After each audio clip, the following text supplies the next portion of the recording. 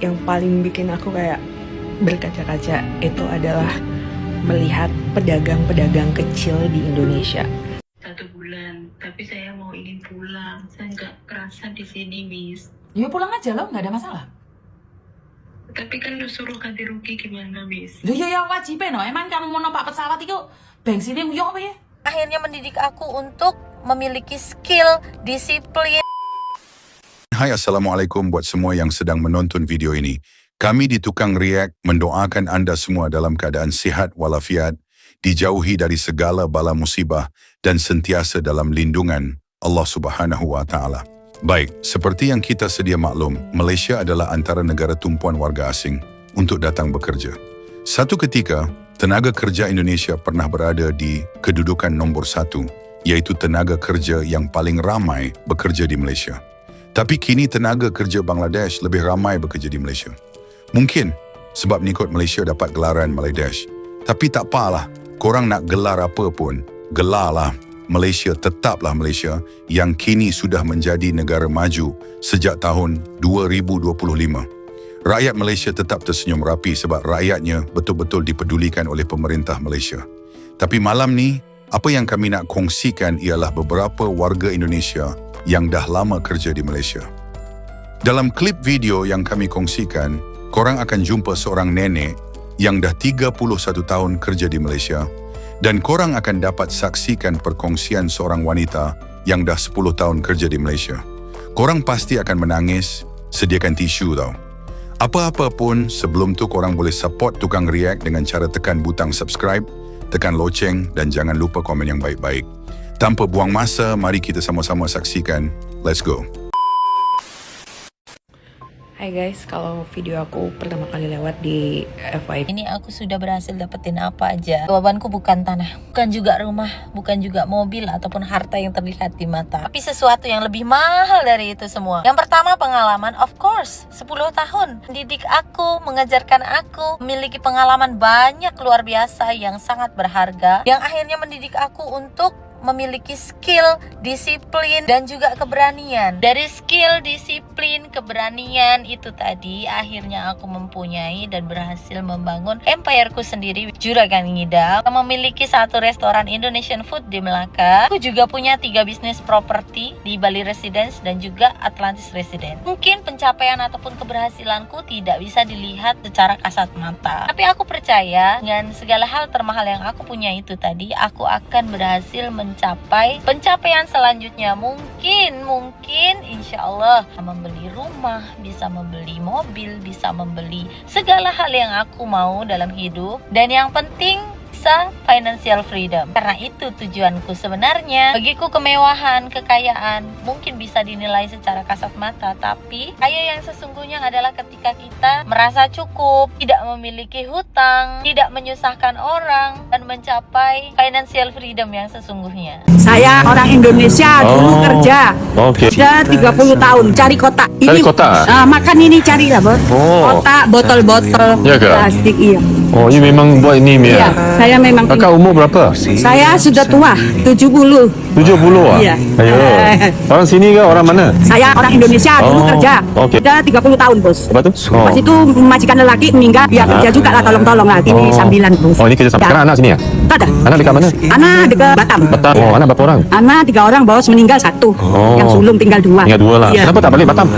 Balik, saya pun bukan kaya sangat, kerja-kerja pun sedikit-sedikit tolong anak juga lah, Bos. Ya ke? Iya. You duduk sini baik, you duduk Batam. Ya, tapi saya sudah biasa di sini. Sudah 31 tahun. 31 tahun, tak dapat permis saja. Ada permit lah. Nah, tapi anak pun bukan banyak kaya juga. Anak pun suruh balik. Tapi saya sudah biasa sini lah, Bos. Saya tak faham lah kakak, kenapa you mau kerja dekat sini, tak kerja dekat Batam? Kan tak paham macam itu. Saya orang susah, Bos. Saya sudah biasa di sini. So, saya kalau di kampung saya nak kerja apa? Saya suka kerja. Oh. Saya suka. Ya. Oh, you suka kerja? Ya, suka saya kerja. Ini pun saya pukul 4:30. Saya sudah macam kampung sendiri lah. Oh, 1 bulan, tapi saya mau ingin pulang. Saya nggak kerasa di sini, Miss. Ya pulang aja loh, nggak ada masalah.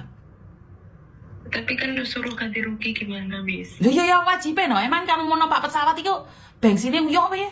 Ya bayar no sayang. Iya, tapi saya itu nggak ada uang gimana? Loh ya kerja, lek gak ada uang ya kerja. Kalau habis potongan itu bisa pulang nggak? Loh, kenapa kamu gak telepon agenmu atau PT-mu sayang? Udah katanya mau itu habis potongan nanti bisa dipulangkan. Udah ya nunggu selesai potongan loh. Kan sudah dikasih solusi. Kan nggak mungkin saya telepon Pak Prabowo kan mulai nawamu, kan nggak mungkin tuh sayang. Karena waktu kamu keluar negeri kan sudah jadi konsekuensimu, keluar negeri itu tidak datang terus pulang. Iya benar. Lah kamu ke Malaysia dapat 1 bulan nangis-nangis pengen pulang. Ya orang ngono konsepnya. Iya. Umur berapa sih kamu? Umur 37. Lah umur 37 loh. Mosok tau beban hidupmu di Indonesia gak berat? Nggak, kamu keluar negeri kan ingin mengangkat harkat dan martabatmu toh?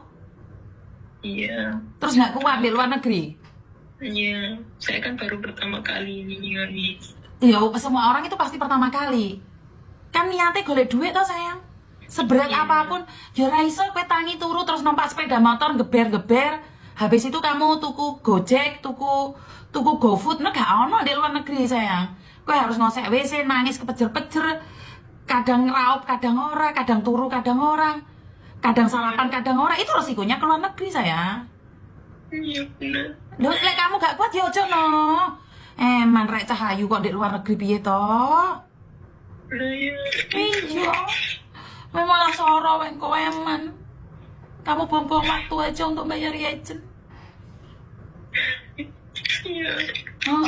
Saya sudah nggak betah. Saya nggak mau sebenarnya saya kesini. Kenapa itu saya kesini gitu? Enggak apa-apa lo, adol sawah lo.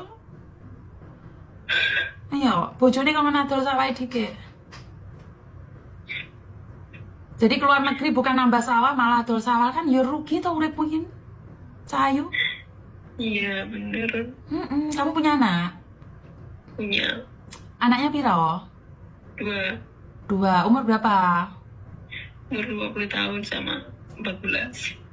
Oke, suami ada? Suami ada. Oke, ibu ada? Ibu udah meninggal baru 100 hari. Oke, kamu itu sosok orang kaya. Nggak pantas kamu kerja di luar negeri. Kamu itu cuman ikut-ikutan teman-temanmu yang ngomong kerja di luar negeri enak. Leres apa mboten? Iya bener. Kamu itu biasa duit blonjo cekelahmu duit 500.000. Lah kok kamu keluar negeri beda karo kene, Mbak. Kene bendinane utang. Lek orang bayar utang dilolokne sak kampung, deret-deret lo sak kampung. Kamu itu orang kaya. Ora cocok jadi pembantu. Bukan, saya bukan orang kaya. Bukan orang kaya, tapi kamu orang cukup, sayang. Kamu lo pegangannya uang. Kamu lo pegangannya uang, Dok. Lah kok merantau bareng ki ngopo? Saya itu nggak punya apa-apa, Miss, di kampung. Lah kalau kamu nggak punya apa-apa, berarti kamu punya semangat. Lah udah di kampung miskin, masa di luar negeri ate miskin kan ya enggak toh? Iya. Sampai bingung itu saya mau gimana, Miss. Loh, kalau kamu niatnya masih semangat, tetapi sedih, saya bisa ngasih kamu semangat. Tetapi kalau niatmu pulang-pulang, oh, aduh sawah. Tetapi kalau mau bilang, Mas saya masih belum bisa menyesuaikan diri, Miss, bagaimana caranya untuk menundukkan Malaysia, saya kasih solusi. Tapi kan kamu sudah bilang nggak kuat, mulia aduh sawah. Karena 2 hal yang berbeda, Mbak. 2 hal yang berbeda. Orang tidak kuat di luar negeri karena belum terbiasa. Saya bisa ngasih motivasi. Tetapi jika kamu terbiasa jadi orang kaya di kampung halamanmu, baru 1 bulan merantau di Malaysia udah kejer nangis, saya nggak ada solusi. Telepon bojomu, jualan sawahmu, sapimu, mentokmu. Atau buat video nangis kejer, dikirim di Pak Prabowo. Wih, solusi itu. Tetapi jika kamu ingin bertahan, saya kasih solusi. Tetapi kalau kamu tidak ingin bertahan, gaya video nangis sing melas-melas, pokoknya cerita sing soro uripmu, kirimnya di Pak Prabowo. Wes. Saya akan menyemangati diri saya sendiri. Nah, kalau sampean semangat, saya akan semangati sampean. 11 tahun di Malaysia, nggak punya apa-apa. Kenapa nggak pulang aja? Kenapa nggak kerja di Indonesia? Kenapa nggak mendingan kerja di Indonesia aja kalau nggak punya apa-apa juga di Malaysia itu? Jadi itu banyak pertanyaan daripada kawan-kawan semuanya. Jadi alasanku adalah walaupun aku tak kaya dan masih belum punya apa-apa, tapi kalau aku di Malaysia nih, aku sekurang-kurangnya masih ada kerja, masih ada lah rezeki dekat sini aku mencari duit lah. Dan bestnya kan di Malaysia nih kan, kalau kita kerjakan janji kita mau kerja, walaupun kita tak good looking. Jadi di sana itu yang good looking lah yang akan jadi senior, gitulah, yang good looking lah yang akan dapat reward lah, yang good looking lah, yang akan dipuji-puja gitu. Apalagi macam aku, dulu aku tak macam sekarang guys. Dulu aku besar, gemuk, gedebak macam tu. Siapa nak tengok aku? Tak ada siapa nak tengok aku. Yang ada aku kena hina. Tu kenapa orang tanya dekat komen-komen aku, kenapa dihina? Sebab aku tak good looking. Jadi aku tu dulu tak macam sekarang. Sekarang walaupun aku tak good looking, tapi syukur alhamdulillah lebih baik lah daripada sebelum ni. Jadi itulah alasan aku kenapa walaupun aku 11 tahun masih lagi bertahan dekat Malaysia ni. Jadi ya gitu, karena di Malaysia ni walaupun aku kerja macam mana pun, tapi masih ada kerja. Aku rasa bukan aku seorang je kot, kakak-kakak dekat dalam pun sama kan, masih boleh lagi mengais rezeki. Kita basuh pinggan pun masih digaji lah ibaratnya. Tak perlu good looking. Janji good attitude sahaja kan. Masya Allah banget ya, sholat subuh di Malaysia, pulangnya dapat sarapan pagi.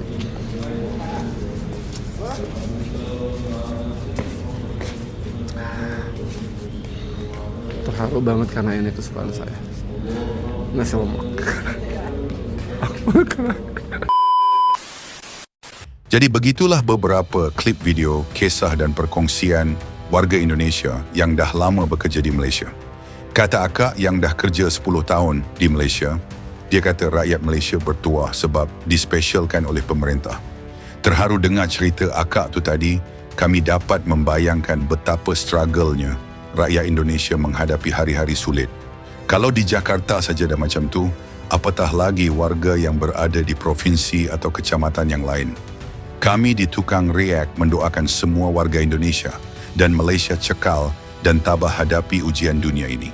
Ingatlah, dunia hanya tempat kita diberi ujian, dan jika lulus, kita semua dapat jumpa di syurga kelak, insya-Allah.